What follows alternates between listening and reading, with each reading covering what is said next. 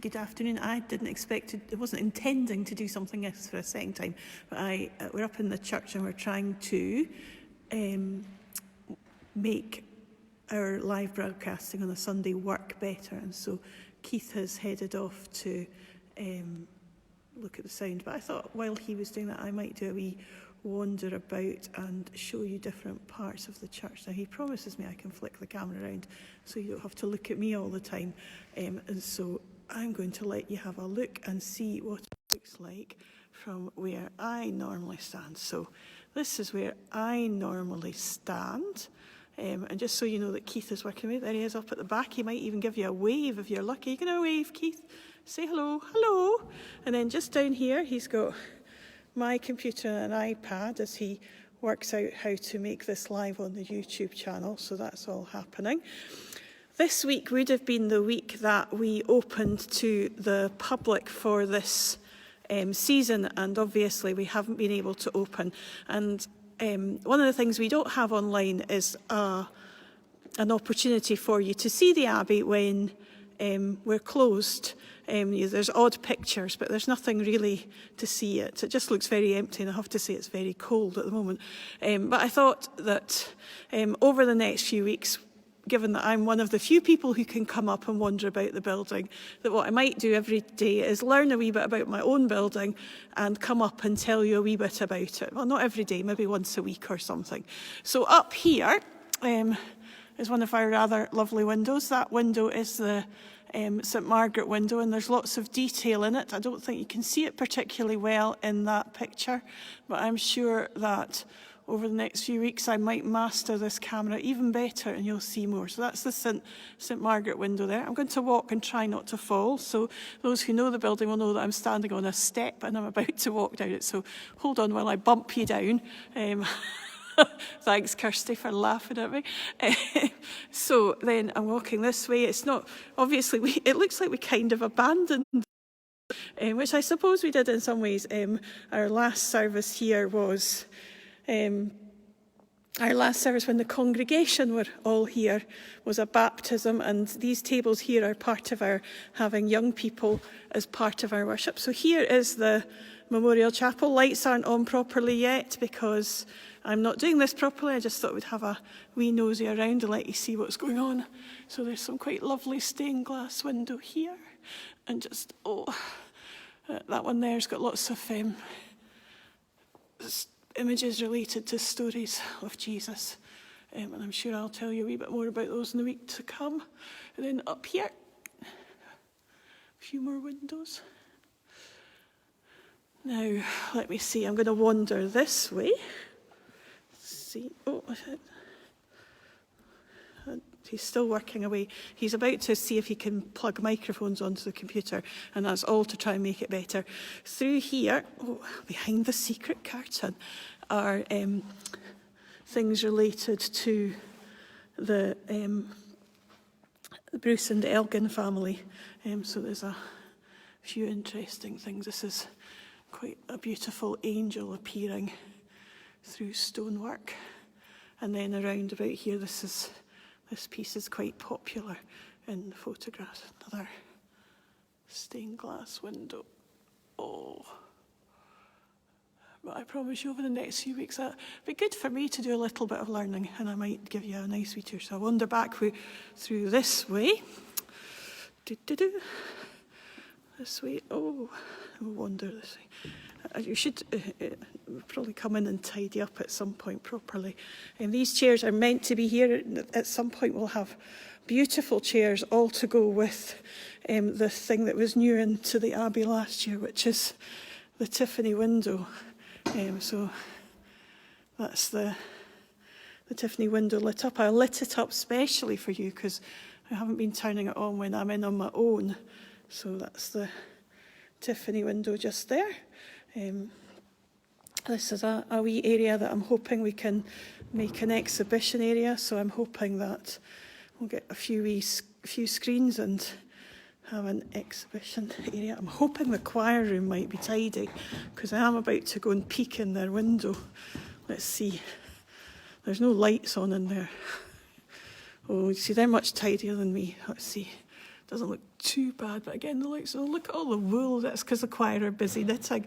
The choir knit during my sermon. They just don't admit it. So you go and have a wee peek in. All the choir robes over there. Not going to be worn for a few weeks yet, but they're all waiting. Now across the back,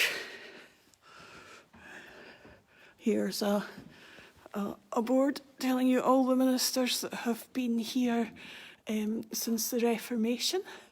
That's only one half of the board. I'm not on that side. So that takes us up until 1932. And then we wander over to this side. Now, if you come on a Sunday, that's the door that you come through there.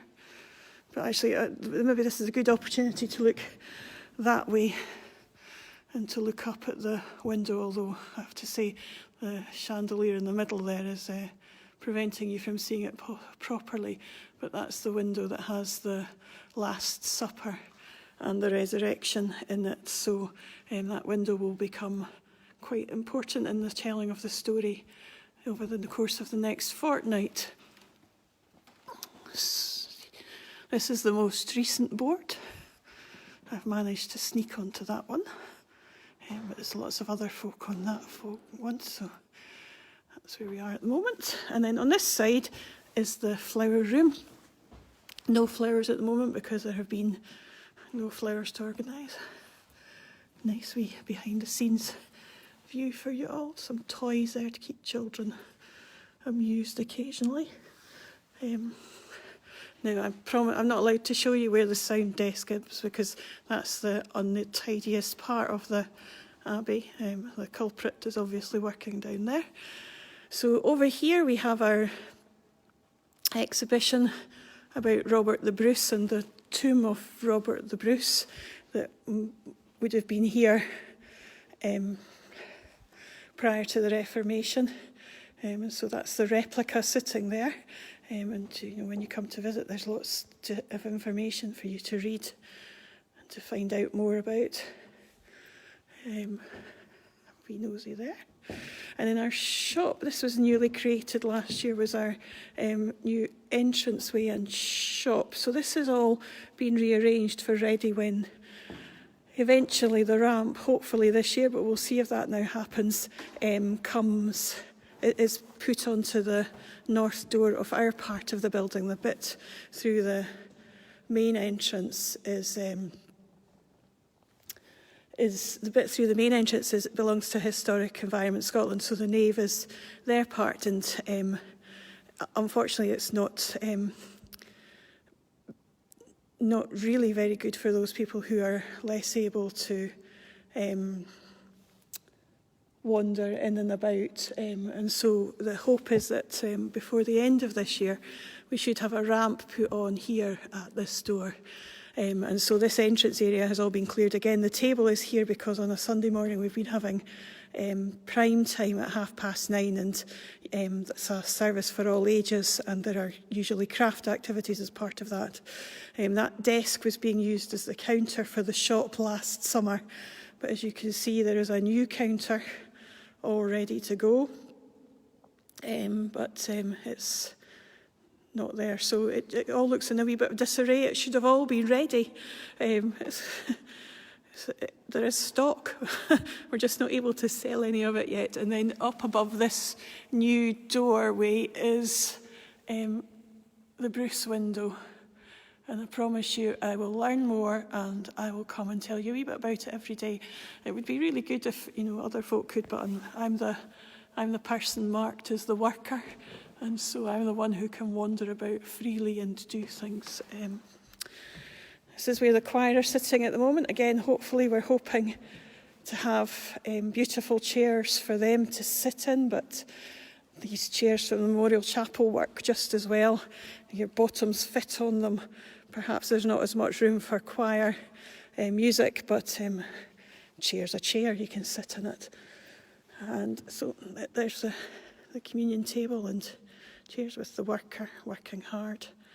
He's mumbling as well, which means he's working very hard. And then round here, for those of you who haven't been before, round here is Robert the Bruce's burial place. He might not be under there, but we think he is. That says that he is here, buried in Dunfermline Abbey. So obviously, as you approach the town of Dunfermline, you will be able to see the Abbey.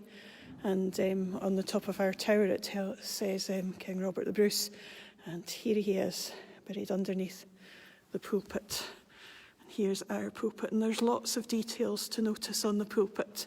And I'm sure, given that we've potentially got 12 weeks of not many people being here, and my having to learn how to be a different kind of minister, I'm sure there's lots of opportunity to come and tell you wee bits and pieces about parts of the building I never thought I would have to tell anybody lots of parts about, because that's why we have custodians.